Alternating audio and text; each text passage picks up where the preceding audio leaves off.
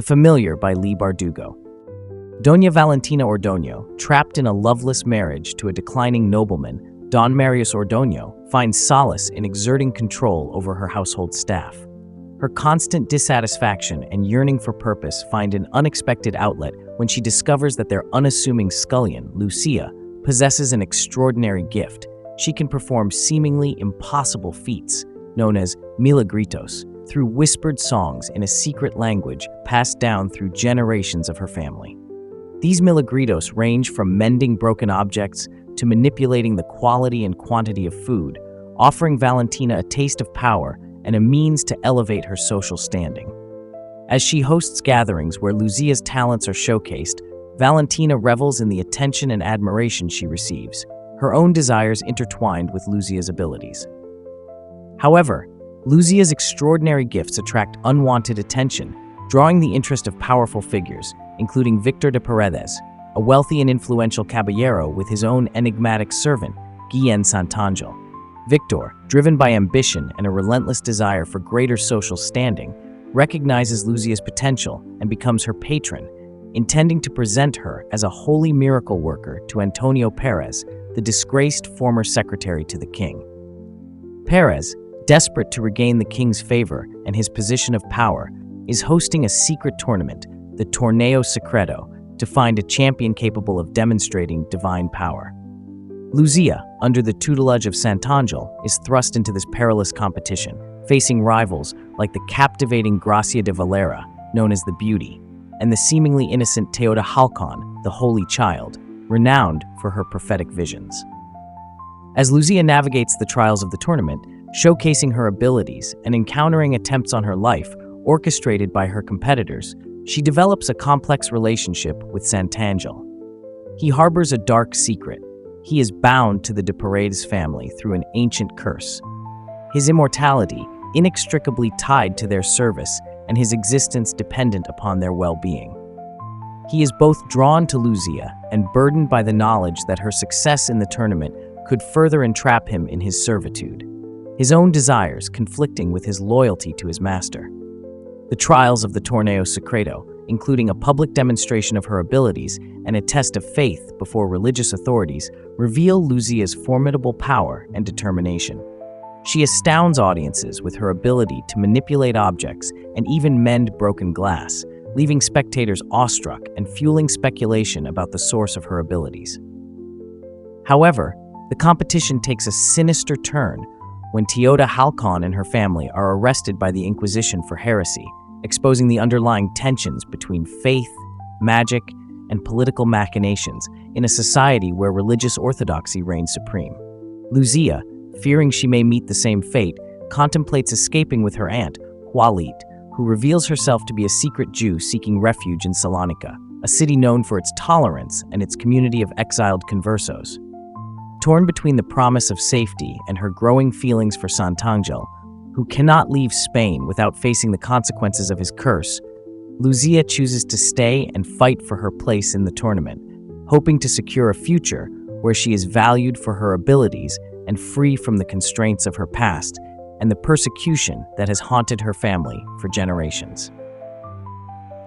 As the final trial approaches, Luzia discovers the depths of Victor's manipulation and the true cost of Santángel's curse.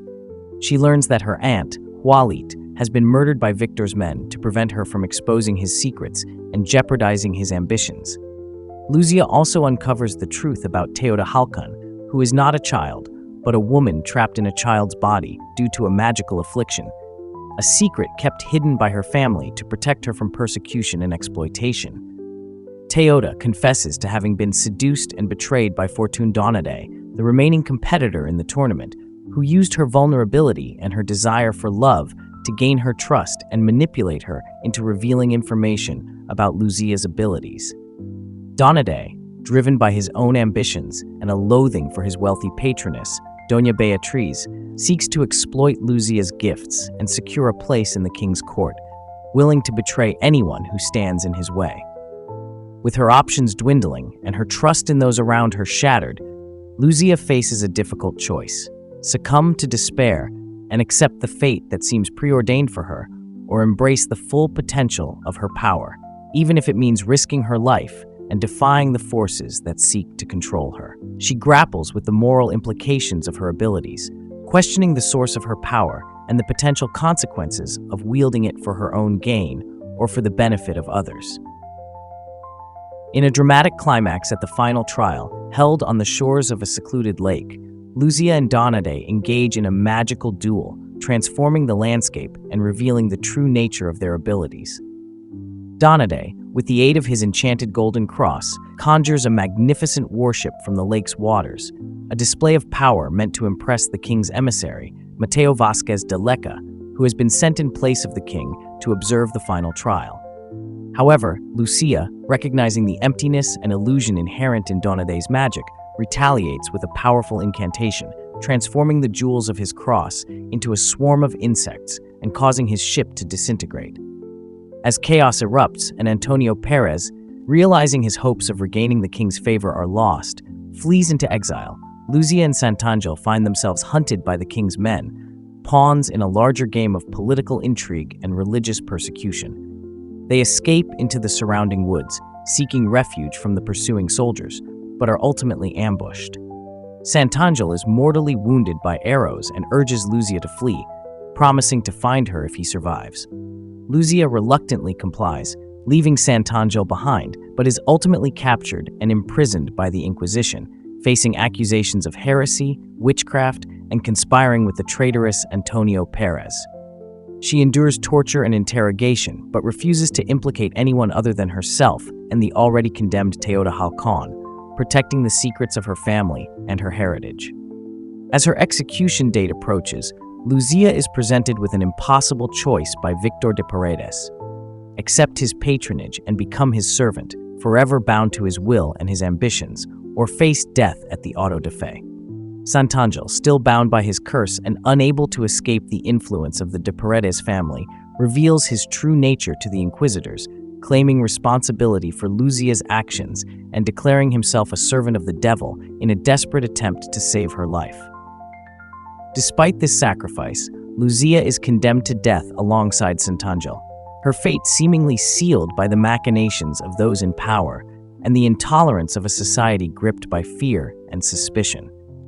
On the day of their execution, Luzia and Santángel are brought before a crowd in the Plaza de Zocodover, the site of countless autos de fe, where the Inquisition has displayed its power and condemned heretics and non-believers to a variety of punishments, ranging from public humiliation to death by burning. As the flames rise around them, consuming the effigies of those who have escaped the Inquisition's grasp and the remains of those who have perished in its prisons, Luzia embraces the full potential of her power, manipulating the fabric of reality and enacting a final act of defiance that will change the course of their destinies. She focuses on Fortune Donade, who stands smugly among the onlookers, reveling in her downfall and anticipating his own rise to power as Víctor de Paredes' sole remaining milagrero. Luzia targets the emerald at the center of his golden cross, the talisman that amplifies his abilities and serves as a conduit for his magic. With a powerful incantation, fueled by her anger, her desperation, and her love for Santángel, Luzia shatters the emerald, severing Donade's connection to his magic and leaving him powerless.